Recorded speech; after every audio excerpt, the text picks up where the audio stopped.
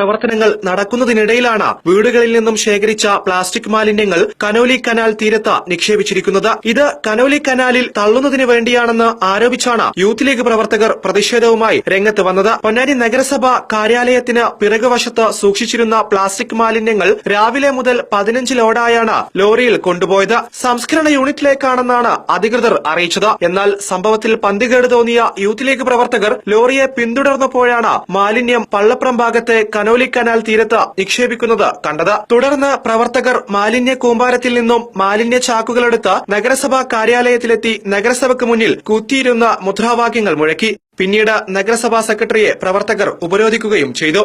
ഇന്ന് കാലത്തു മുതൽ 10-15 ലോഡ് ലോറിയിലാക്കി മാലിന്യങ്ങൾ കനോലി കനാലിൽ തള്ളുക എന്ന ഉദ്ദേശത്തോടുകൂടി വലിയൊരു മാലിന്യ കൂമ്പാരം തന്നെ നമ്മുടെ കനോലി കനാലിന്റെ തൊട്ടുമുന്നിലായി ശേഖരിച്ചു വച്ചിരിക്കുകയാണ്.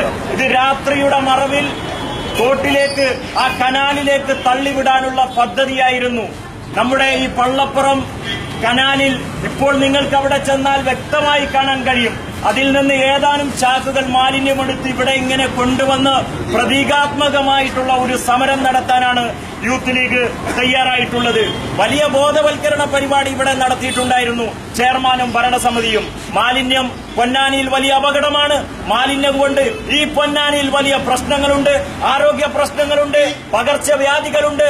അതുകൊണ്ട് ഈ ഭരണസമിതിയുടെ ഏറ്റവും വലിയ നേട്ടമായി ഒരേ ഒരു നേട്ടമായി കാട്ടിയിരുന്നത് മാലിന്യ നിർമ്മാർജ്ജനമാണ്.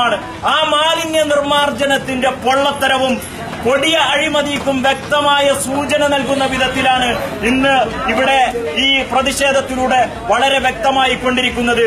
ക്ലീൻ പൊന്നാനി, സുന്ദരി പൊന്നാനി, അങ്ങനെ ഒരുപാട് മനോഹരമായ പേരുകൾ നൽകിക്കൊണ്ട് പൊന്നാനിക്കാരെ വളരെ മനോഹരമായി കബളിപ്പിക്കുകയായിരുന്നു പൊന്നാനിയിലെ ഭരണസമിതിയും ചെയർമാനും. എന്നാൽ മാലിന്യങ്ങൾ സ്വകാര്യ വ്യക്തിക്ക് നൽകിയതാണെന്നും 2 ദിവസത്തിനകം പ്രശ്നത്തിന് പരിഹാരം കാണുമെന്നും സെക്രട്ടറി ഉറപ്പ് നൽകി. പ്രതിഷേധത്തിന് CP Shihab, Nalakath Mansoor, N Fazlur Rahman, Shabeer BM, Ashraf Ponnani, MP Nisar എന്നിവർ നേതൃത്വം നൽകി.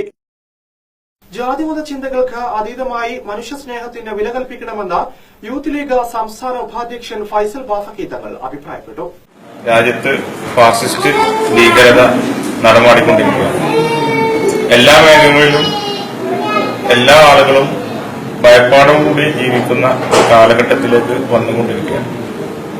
തീവ്രവാദ നിലപാടുകളുടെ വ്യക്തമായി യൂത്ത് ലീഗ് സംസ്ഥാന കമ്മിറ്റി അതിനെ വ്യക്തമായി എതിർത്തുകൊണ്ടുള്ള ഒരു പ്രമേയമാണ്